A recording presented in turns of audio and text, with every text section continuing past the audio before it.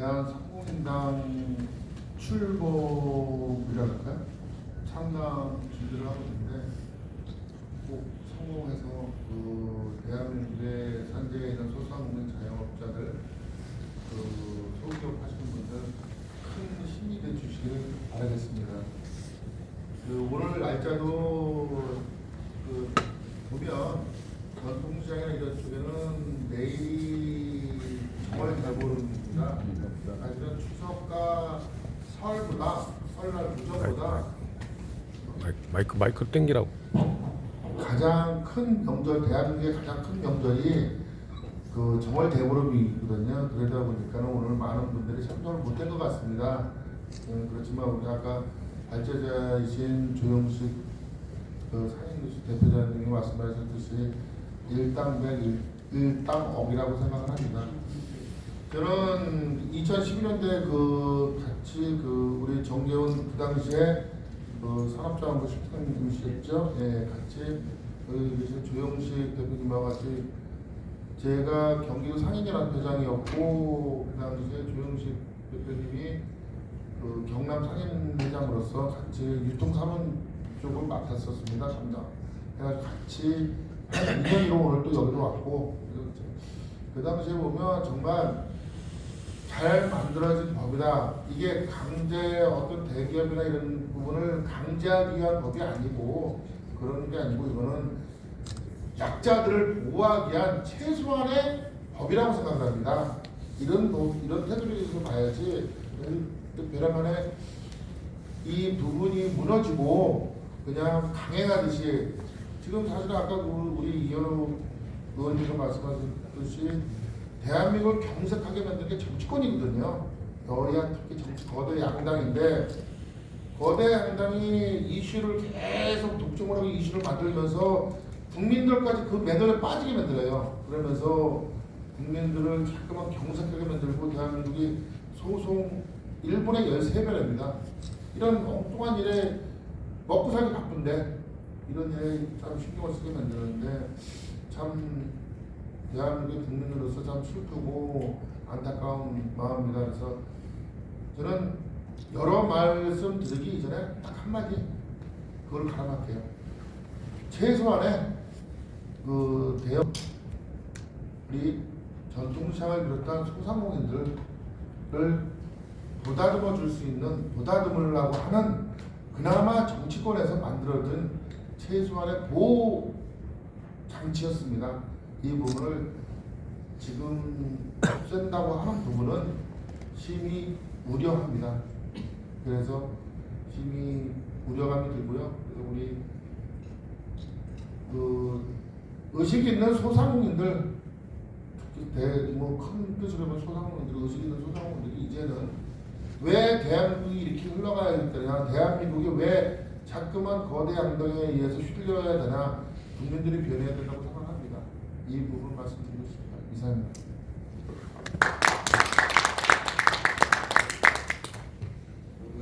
예. 우리나라에서 소상공인이라는 약자 대우를 적극적으로 대변하기 위한 정당의 시도가 한두 번 있었는데 이렇게 세미나까지 하고 진성으로 정책을 드라이브하는 한국인당의 세미나 초대를 받아서 너무 영광이라는 생각을 갖고 그런 마음을 갖고 왔어요. 그래서 알차게 너무 진지한 저희가 앉아 계신 분 다 표정을 보니까 진지하시고 정말 알찬 공방을 되겠다. 저 국회 세미나를 지난 10여 년간 수백 번을 봤지만 오늘 같이 좀 알차고 차분하나 처음 듣습니다. 말씀드리고요. 우선 어제 요거 좀 참석해서 좀 공감의 한마디 이렇게 달라는 말씀을 듣고 소비자들과 평소 이제 유대관계를 갖고 있는 전통적 소상공인 몇 분하고 그다음에 MZ 세대와 30대 후반 사실 MZ 세대가 소비자 몇 분을 만났어요. 제가 사실과 들고 때문에 만나서 이렇게 물어봤어요. 직관적입니다. 대형마트 의무휴일제가 10여 년 돼 왔는데 그 제도를 아냐? 그걸 당연히 알고 있고요. 소비자들이. 그럼 그거를 폐지하는 것이 그거 불편하냐? 의무휴일제가 이렇게 물어봤는데 이게 핵심 아닙니까? 소비자가 불편하냐? 그러니까 불편함을 느껴본 적이 한 번도 없었다는 거예요. 제가 물어본 MZ 시스템이 장을 많이 보는 친구들 전체로 얘기하는 거예요. 전혀 불편함이 없었다. 그래서 근데 이거를 폐지해야 될 필요가 있느냐고 이제 물어보니까 그걸 왜 폐지하냐고 그래요. 그리고 다만 그들이 이번에 정부가 이제 시도를 약간 하려고 했던 영업시간 12조 2-1항 영업시간 제한 오전 10시부터 심야에서 오전 10시까지 한 10시간 분할을 온라인 판매를 허용화해서 딜을 하려고 하는 이런 시도가 있지 않습니까? 여기에 숨은 이런 표현 좀 그런데 디테일에 악마가 있다는 말이 있잖아요. 아주 디테일한 전문성을 고려해서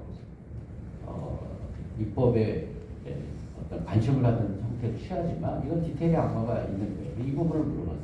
온라인 영업을 대형마트가 그러면 폐지 받는 대신 영업시간 제한을 유지하는 대신 그걸 온라인 판매로 허용한다는 것에 대해서 어떠냐. 그건 MZ세대한테 일부러 물어볼 거예요. 소비자들이 온라인 판매에 익숙한 생활이에요. 그래서 물어봤더니 아니 이미 그 대규모 그 IT 업체나 특히 이제 대규모 마트나 그 복합 대기업 점포들은 복합물들은 이미 그걸 갖고 있어요. 계열사로 하거나 이미 하고 있어요. 주간에.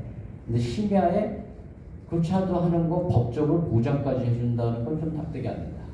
중복된다. 이렇게 너무 똑똑하더라고요. MZ 소비자들. 그래서 이것이 핵심이다. 물어보고 왔다는 거 같이 공감해 볼 필요가 있고요. 법적으로 유통산업발전법은 여기 계신 우리 전희보 위원장님 등과 10여 년 전에 엄청 우리가 노력을 많이 유지영식 회장님도 그랬지만 많이 했고 온라인에 대한 걸 이미 10여 년 전에 네이버라든지 네커버 등의 문제들을 고려해서 온라인 유통산업발전법을 저희가 기한 시도를 상당히 하게 됐었던 거예요. 그래서 그때부터 이미 예정됐고 그게 정치권의 무관심 속에서 오는 날 이렇게 온라인 오프라인의 혼용을 통해서 시장의 질서가 엉망이 되는 이런 상황까지 왔지 않습니까? 요번에 요 폐지라고 하는 정말 요거는 신중히 우리가 해야 되고 법적인 유통산업발전법을 제가 한번 볼게요. 이거 법적인 얘기 잠깐 12조의 2의 1항인데 1항이 이 법의 목적은 뚜렷하게 이게 이제 세 가지 아닙니까? 자, 제한의 이유는 첫째, 유통질서 확립, 시장질서를 건전하게하겠다. 시장질서. 두 번째, 거기서 그나마라도 휴식을 보장받기 위한 근로자의 노동자의 휴식권을 최소한으로 보장하겠다. 두 번째. 세 번째가 중요하죠. 저희 소상공인 관련해서. 자, 대규모 점포와 중소유통권 소상공인의 상생의 발전의 기초가 되게 하겠다. 이 세 가지 아닙니까? 그러니까 시장 질서를 건전화시키고 이 제한을 통해서 최소한의 제한을 통해서 그다음에 근로자의 휴식권을 최소 보장하고 그다음에 우리와 관련된 자 대규모 점포 등과 소상공인의 판매업체 등의 중소유통과의 상생 발전 규제가 아니고 상생 발전 이 세 가지 목표를 분명했고 이 세 가지 목적이 질서 속에서만 목적 섬에서만 1호 2호 영업시간을 합리적 제한을 하고 의무일을 월 1회 주겠다 이거 아닙니까? 네. 근데 이것이 그러면 법이 바뀌려면 바뀌어야 될 이유가 있어야 바뀌는 거예요. 이걸 분명히 해야 됩니다. 자, 이 세 가지 중에 건전한 유통질서 확립이 이 법의 제한을 통해서 합리적 제한 운영을 통해서 확립이 됐지 않습니까? 되고 있지 않습니까? 아까 우리 정식 발제자분 잘 말씀하셨는데 우리가 이런 의무휴일을 서로 처음에는 10여 년 전에 약간의 불편함이 있었지만 서로 노력해서 전통시장을 의무휴일제에 방문하는 비율이 57%가 대체 효과가 있었지 않습니까? 시장 질서가 확립되는 거예요. 그럼 그 시간 동안에 대기업, 대형마트가 경제권을 제약받아서 매출이 줄었냐? 그렇지 않아요. 의무휴일 때문에 매출이 줄었다는 얘기 전혀 없어요. 그럼 이걸 왜 대기업들은 무너뜨리려냐? 심정인 경계선을 없애서 그 다음부터 대기업의 점유업대를 브레이크를 없애버리라는 것에 불과합니다. 이건 이미 다 아는 사람 다 아는 얘기고. 두 번째, 근로자의 휴식권, 우리 근로자들 당연히 만족하고 있어요. 의무휴일에서. 그리고 상생발전, 이거는 성공적이다 이렇게 표현돼요. 이것이 오히려 전진되고 있는 이 마당에 이걸 더 시대에 맞춰서 더 확립시켜 가야 될 이유가 있을 뿐이지 없애야 될 이유가 없음에도 불구하고 법에 환경 변화가 없는데도 폐지한다 또는 이렇게 한다, 이렇게 계약한다 이런 거는 딱 하나밖에 이유가 없다고 봐요. 우리 국민 한 사람으로서 제가 이거는 정치권이 생활정치, 생활경제에 관심이 없는 거예요. 저는 대한상공인당을 특정 기칙, 저도 소상운동을 많이 했지만 특정에 대한 그 당을 만드는 것이 성립할 수 있을까라는 수많은 자문을 몇 년 전부터 했었어요. 근데 했었는데 그 이유가 이런 데서 나오는 거예요. 그러니까 우리 직능 정당으로서의 대한상공인당 정도가 약진을 해야 그래야 이런 생활 경제를 관심을 갖고 생활 정치를 하겠구나. 우리는 생활 경제와 생활 정치를 원하는 거지 무슨 국민이라는 이름 속에 거시적이고 추상적인 거기에 끼어드는 포퓰리즘을 원하는 게 아니거든요. 이미 민도가 높아지지 않았어요. 그래서 피부에 맞는 우리가 옷을 입고 있는 것 같은 느낌을 갖는 생활 정치권이 필요합니다. 그게 대한상공인당의 존립과 성장의 목적이다라는 걸 이거 관련해서 더 느끼는. 여기 뭐 거대장당 오버하는 거가 중요한 게 아니고 그분도 관심 없죠. 관심 여러 문제가 있고 좀 그걸 뭐라고 하는 게 아니고 지금 생활정치와 생활경제의 굉장히 중요성을 이 법을 보고 우리 생활경제법을 보면서도 알 수 있다. 이걸 우리가 서로 공감해서 잘 생각했으면 좋겠고요. 또 하나 이제 끝으로 이 말씀 드릴 말씀이 많은데 자 우리가 이번에 시도하다시피 자정에 10시부터 오전 새벽 배송도 있고 많지 않습니까? 뭐 알리테무의 신선 제품 하고 들어왔을 때 그 새벽 배송은 뭐 감당할 수 없을 거예요. 당일 배송 환경은. 자 이것은 그렇지 않아도 온라인 판매 쪽을 우리 소상공인과 중소유통업계가 풀지 못하면 고사되는 거거든요. 그럼 정부에 마치 옛날에 멸종하는 동물들, 희귀동물들 동물원에 가서 구경할 수 있듯이 온라인의 거대 시장에서 계속 밀려왔어요. 초기 역량이 부족해서 그랬죠. 판매 역량과 상품 역량이 분명히 뛰어남에도 불구하고 중소상공인 분야가. 근데 그 자본의 대규모 초기 자본의 불공정 게임 때문에 그걸 정보 지원을 하든지 법적 지원을 해서라도 온라인 환경을 육성시켜야 되는 거거든요. 거기에는 관심을 안 갖고 오히려 대규모 정보의 글자도 펄펄 날고 있는 그런 온라인 판매를 법적으로 허용하면서 오히려 법을 폐지하겠다? 이런 말이 안 되는 게 없습니다. 이게 대충 하는 문제가 아니다. 그래서 결론적으로 이번 기회에 차제에 저희는 대한상공인당이 역공을 했으면 좋겠어요. 역공. 이거 방수수. 이거 안 돼. 소상공인 뭐해 이렇게 할 문제가 아니고 자 차제에 소상공인의 OTT 온라인은 더 통합적으로 얘기하면 옴니버스 채널이라든지 또 이커머스가 통합하는 게 있어요. OTT 통합 판매 지원 시스템을 초당적으로 밀고 나가겠다. 오히려. 그래서 이 법에서 오히려 대규모 점포나 대기업의 온라인을 상적으로 더 허용하겠다는 걸 역공했으면 좋겠어요. 맞습니다. 온라인 환경을 조성해서 그러면 그 상생에 대한 규정에 손을 보자라고 공세적으로 역공을 하기를 저는 많이 생각을 해봤는데 그렇습니다.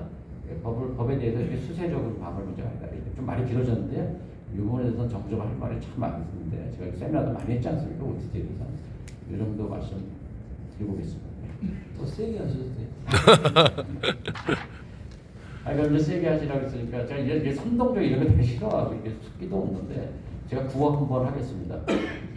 대한상공인당만이 살 길이다. 여러분 살 길이다 해주세요. 자, 대한상공인당만이 살 길이다.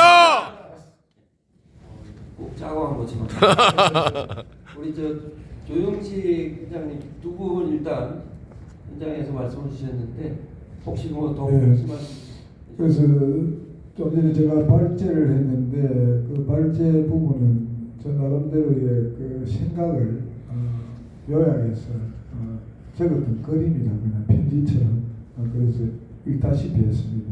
그걸 잘 정리해 주셨는데 이 봉필규 회장님과 권순정 소상공인연합회 부회장님입니다. 그래서 이 부분을 쭉 정리하셔가지고 저도 모르는 그런 부분까지도 세심한 배려로서 말씀해 주셨는데 제가 2012년도에 정재원 우리 진 대표님과 제 옆에 있는 봉필규 회장님 당시에 경기도 상인연합 회장이었습니다. 저는 전국 상인연합의 수석부회장을 맡아서 파트너로서의 이 유통산업발전법을 재개정에 참여를 했습니다. 그런데 제가 제일 처음에 요구한 거는 한 달에 2번이 아니고 한 달에 4번이었습니다. 일요일마다 쉴 수 있도록 우리 노동자들의 삶의 뭐라 합니까? 편리함과 안락함, 복지 그런 여러 가지의 생각과 또 우리 전통시장과 골목 상권이 어려움에 처해졌기 때문에 이걸 어떻게 조금이라도 우리 상인들의 수익을 정비지킬 수 있냐 하는 그런 반영으로 제가 무리한 요구를 했습니다. 그 무리한 요구를 했지만 당시에는 대선 시절이다 보니까 한나라당이죠. 한나라당에서 이걸 아주 추진을 잘해가지고 3회로 확정되어가지고 해당 상임위원회에서 통과되고 법사위에 올라갔는데 법사위원회에서 무슨 이유에서인지 모르지만 다시 반려를 했습니다. 3번이 많다고. 그래서 제가 누구를 이름이라도 밝힐 수는 지금 없습니다. 왜? 총선이기 때문에. 그런데 이러한 짓을 했던 분들이 과연 우리 전통시장이나 상점가에 가가지고 당신들을 우리가 위해서 일을 하겠다. 그거는 있을 수가 없는 거지. 현실적으로 볼 때 현실 정치는 우리가 생각하는 것과 너무나 판이하고 다릅니다. 그래서 결국은 월 이해로 해가지고 2013년도 1월 1일 예산안과 함께 택시법은 그 당시 문제가 많았습니다. 택시법은 제외시키고 유통산업발전법 제휴 개정이 통과되었던 것입니다. 그래서 지금 그 통과되고 난 뒤에도 불구하고 대기업에서 대형 유통점은 줄기차게 지자체를 상대로 해가지고 제소를 하고 결국은 또 패소하고 그래서 조금 전에 우리 봉필규 회장님께서 말씀한 것 같이 이 법은 악법도 아니고 규제도 아닙니다. 그런데 현 정부는 규제도 아닙니다. 대기업의 규제도 아니고 악법도 아니고 사회적 합의안의 최소한의 약속입니다. 그 약속을 깨고 그러니까 사회적 약자의 불리함을 깨면서까지 이걸 추진하려고 하는 의도가 뭔지 대충 알고 계시죠. 왜 민주당에서는 이 사회적 약자 을지로위원회도 만들고 을에 대한 무슨 조직도 만들고 쭉 하면서 지금 애로움을 겪고 있음에도 불구하고 왜 나서지 않을까요? 그거는 뭐가 하면 소비자의 선택권이라는 그런 또 딜레마에 빠지가 있습니다. 상인들을 살리자니까 실질적인 소비자들이 또 선택권을 요구하고 있기 때문에 이게 하부가 되면은 미치는 영향이 크기 때문입니다. 그래서 오늘도 우리 전국 상인연합회에서 대표로 나오신 서울상인연합 주기성 회장님이 오늘 저 앞에 앉아 계십니다. 하고 여러 가지 문제점은 많지만 제가 일일이 열갈 수는 없고 오늘 이 짧은 시간 안에 많은 말씀을 드리고 싶지만 여기서 알겠습니다. 봉필규 좋은 말씀 감사드리고 봉필규 회장님께서 근질근질 하시는 것 같아요. 한번 더하세요.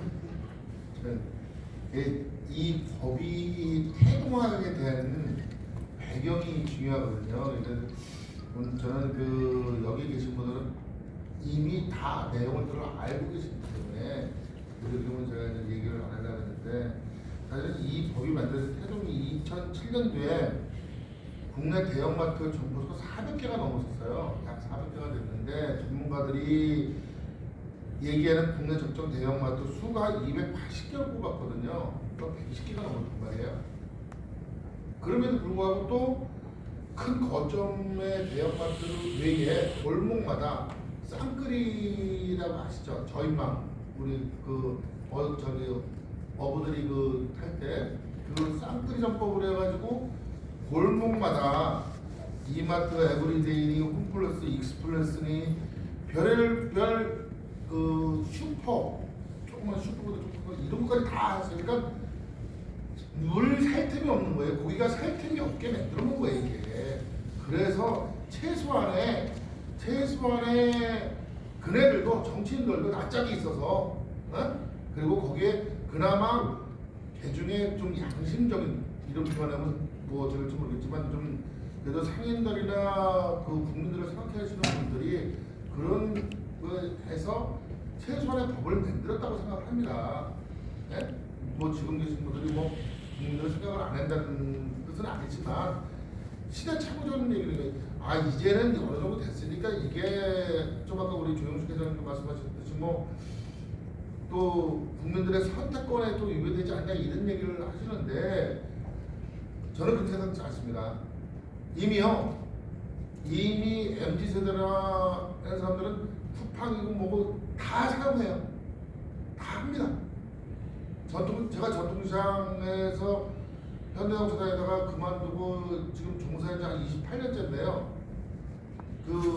제가 상인회장을 18년 하고 있습니다. 근데 전통시장 무지하게 어렵습니다. 네?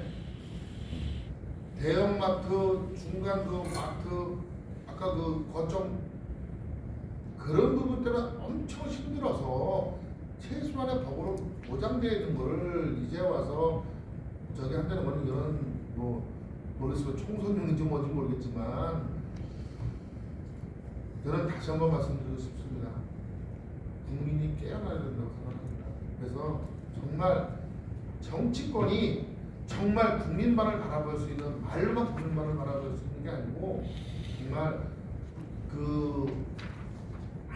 공약 하나하나를 언어 유희가 아닌 실제적으로 국민을 보호할 수 있고 국민만을 할 수 있는 MZ세대가 많으니까 MZ세대를 위해서 이걸 푼다 이건 아니에요. MZ세대는요 이미 다른 데 다 하고요. 그런 애들은 또 전통적인 문화를 좋아해서 또 광장시장 같은 거 우리 추 회장님이지만 광장시장 같은 데 우리 문화를 좋아해서 그런데 우리 나이 먹은 사람들은 기다리다가 너무 힘들어 음식점을 가더라도 그냥 갑니다. 근데 지금의 MZ세대는요 한 번 꽂히면요 이 음식 진짜 맛있어 저기 인터넷상에 유명해 2시간도 기다렸다가 그거 먹는 세대입니다. 그렇기 때문에 그 세대들은 나름대로의 그 아젠다가 다 갖춰져 있는 세대예요. 저도 뭐 나이 좀 먹었지만 우리 중년들 이상 된 사람들은 바쁘다 보니까 아니면 기다리다가 10분도 너무 바빠 5분 안에 밥 먹고 가야 되고 막 이런 세대들이잖아요. 우리는 지금 세대는 그렇지 않기 때문에 MZ세대는 나름대로의 철학이 명확합니다. 그렇기 때문에 이거는 뭐 다시 또 조정을 할지 모르겠지만 우리 상인들, 소상공인들을 위해서 최소한의 법이기 때문에 이건 지켜져야 된다고 생각합니다. 감사합니다. 성원 씨. 지금 플로어에 상인연합회장분들은 기도 하고 의성 회장님하고 혹시 어떤 말씀 주세요? 마이크.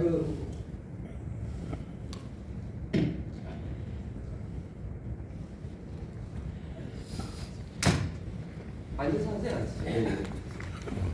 예, 안녕하십니까. 서울 상인회장 주기석입니다.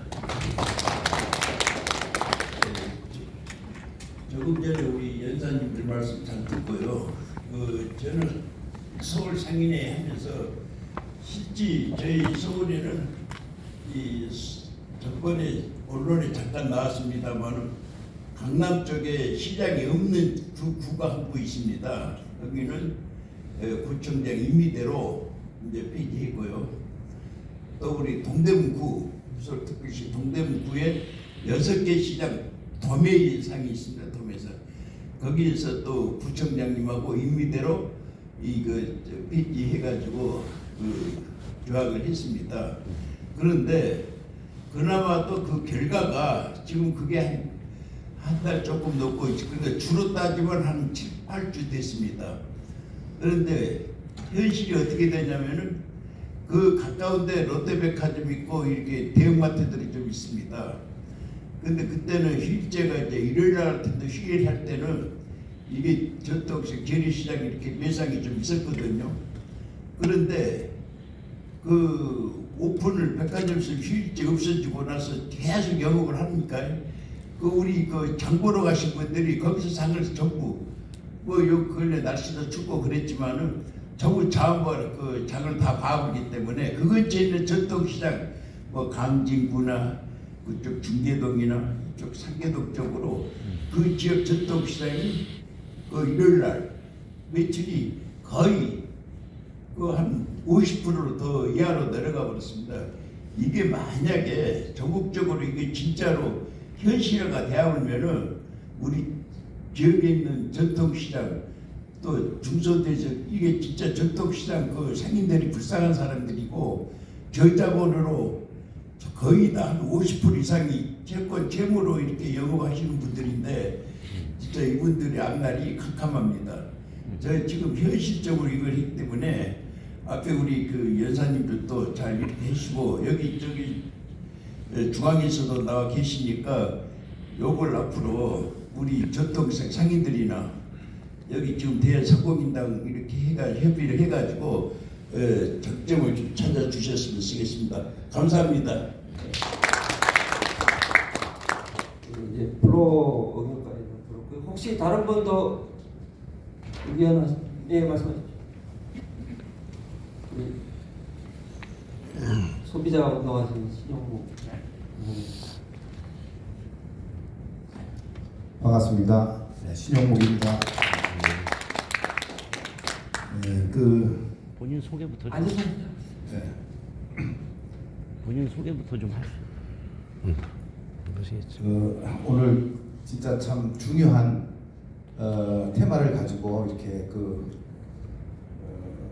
세미나를 하고 이렇게 또 토론을 하게 돼서 너무 제가 감개가 무량합니다. 왜 그러냐면 저는 경제기획원에서 처음 소비자 보호원을 설립할 때 제가 창립 멤버였습니다. 그래서 이제 소비자 보호 업무를 제가 평생 지금까지 해오고 있고 지금도 소비자 운동을 이제 실천하고 있는데 제가 이 대형마트 의무 휴일제 폐지 관련해서는 소비자 입장에서 여러 가지 활동보다 의견을 많이 줬어요. 근데 제가 그때 의견을 주면서 상당히 제가 참 감동이라고 할까? 굉장히 인상에 남는 것이 지금 오늘 이 자리에 있는 정재훈 대표님이세요. 이분이 고위공직자로 계시면서 우리 소상공인들에 대한 어떤 입장, 이거를 대변하시기 위해서 노력하는 것이 제가 눈에 확 띄더라고요. 그리고 저는 왜 대형마트 의무 휴일제 폐지 이 부분에 대해서 우리 소상공인 손을 들어줬느냐, 소비자 입장인데 그 부분을 나는 오늘 설명드리고 싶어요. 그리고 또 하나는 뭐든지 그래요. 약자 입장에서 어떤 주장을 할 때는 가급적이면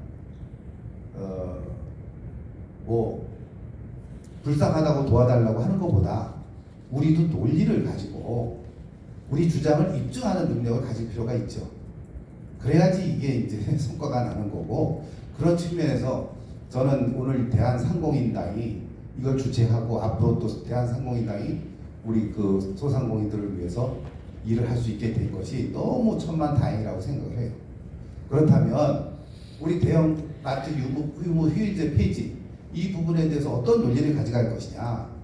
사실은 저는 이 당시에 제가 국장으로 있으면서 과장들 토론 나간다면은 이렇게 소상공인들을 지원해줘라.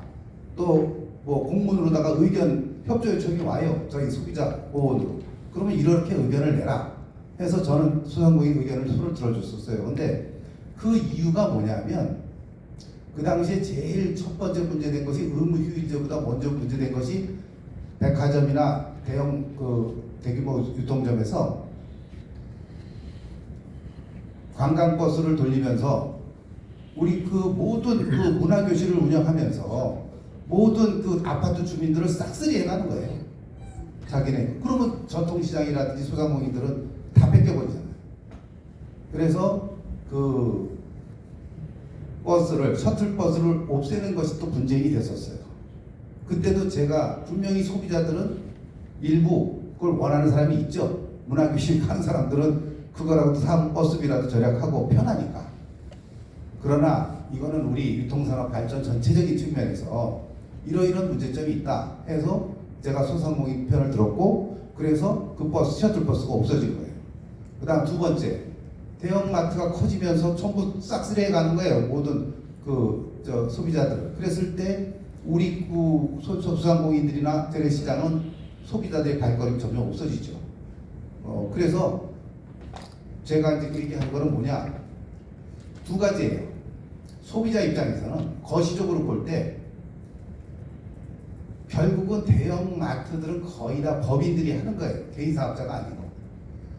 법인들이 하는 사람들이 싹 쓸어 갔다. 그랬다가 나중에 그 사람들이 영리를 목적으로 해서 어떠한 소비자들을 우롱할 때 소비자들이 피해를 볼 수 있는 여지가 굉장히 많을 뿐만 아니라 인근 주변에 마트라든지 재래시장 이런 데가 있어야지 소비자 입장에서는 그 인근에 가까운 데도 선택하고, 그 다음에 도해지에 가서 번화한 데 가서도 선택하고, 또 문화교실처럼 이렇게 세련 데도 선택하고, 이렇게 선택할 수 있는 권리가 인프라가 깨지지가 않는다는 것이죠. 소비자 입장에서.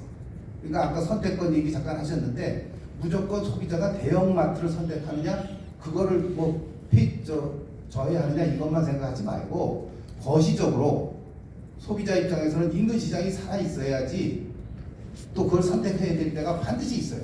대형마트만 가지고 못 살죠. 그런 면에서 소상공인하고 대형마트를 선택할 수 있는 인프라, 그거 프레임을 깨면 안 된다, 이게 정부의 입장에서. 그 부분을 주장하고, 두 번째는 우리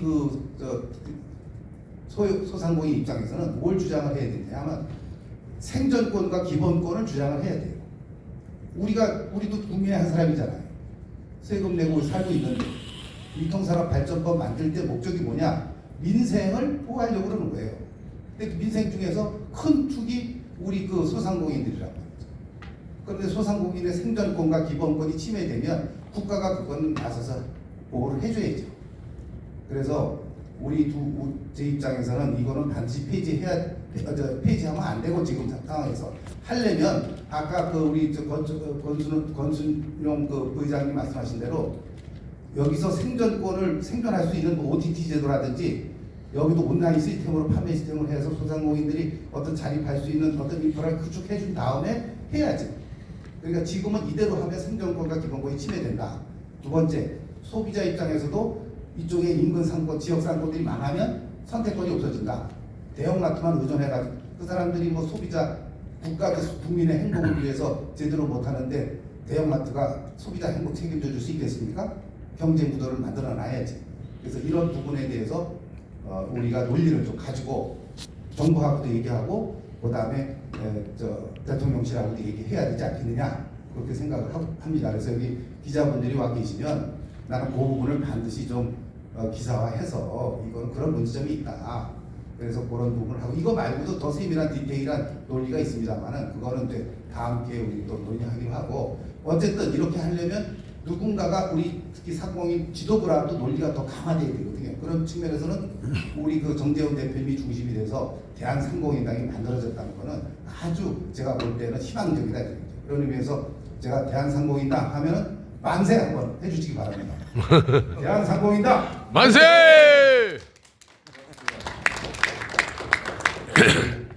이제 더 의견이 없으시면 제가 조금 마무리를 네. 하겠습니다. 지금 우리 조 회장님 발표에 이어서 우리 봉 회장님이 이 사회적인 최소한의 합의를 깨면 안 되겠다 이런 말씀 주셨고, 권순종 의장님은 우리 OTT 쪽으로 역공을 해서 세게 가자 이런 말씀 주셨습니다. 다시 한번 복기를 해보면 2012년 13년대 제일 큰 새로운 어떤 면에서 규제도에 되었는데 위험하고 어려웠던 순간은 외부에서 이게 WTO 규정 위반이다. 그래서 그때 이제 체인사업자협동조합 회장이 홈플러스였습니다. 홈플러스는 영국에서 출자를 했어요. 그래서 영국의 상무부에서 막 편지를 보내는 거예요. 이게 국제 룰에 위반된다. 그게 이제 제일 대응하기 어려운 것 중에 하나였고요. 두 번째가 이제 그때 소비자 선택권이죠. 첫 번째는 그때 우리의 기본 논리는 이건 그냥 마켓에 가서 프로덕트를 피킹하는 선택하는 그런 차원이 아니다. 한국에서의 전통시장은 너희들 영국이나 프랑스 가서 너희들 나라에서 보면 제일 소중한 게 뭐냐?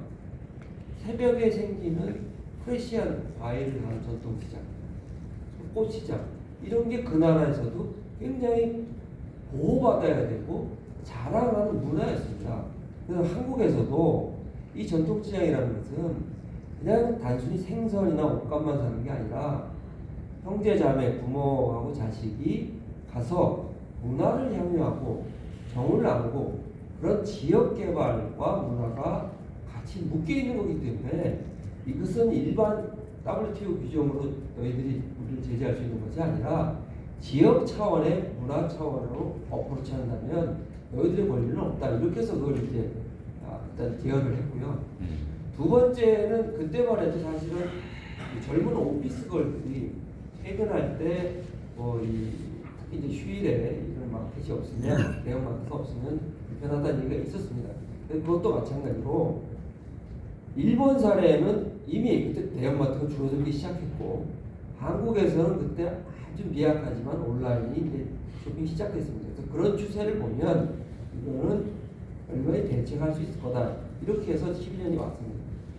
지금 아까 봉필규 회장도 말씀하셨지만 쿠팡의 문제가 아니라 신선식품은요 마켓 관리가 다 해결해요. 그렇기 때문에 실제 소비자가 전통시장과 이 대형마트 간의 선택권의 문제가 아니라 그것보다 더 큰 차원에서 이미 온라인 쇼핑이 일반화되어 있기 때문에 여기서 대형마트의 의무실제를 없앤다고 해서 실제로 소비자한테 추가로 갈 수 있는 선택권이라는 것이 극히 제한적이다. 그럼 이게 왜 하냐? 실제 대형마트는 지난 12년 동안 계속해서 경영 에러라든지 어떤 규제 개혁 얘기가 나올 때마다 이거를 반복적으로 제기해 왔습니다. 그렇기 때문에 과거 12년 전 처음에 도입할 때 이 역사를 모르는 새로운 관료나 정치권에 들어온 분들이 그냥 가장 간편하게 건드릴 수 있는 규제 개혁 과제로 항상 이걸 1번으로 꼽아요.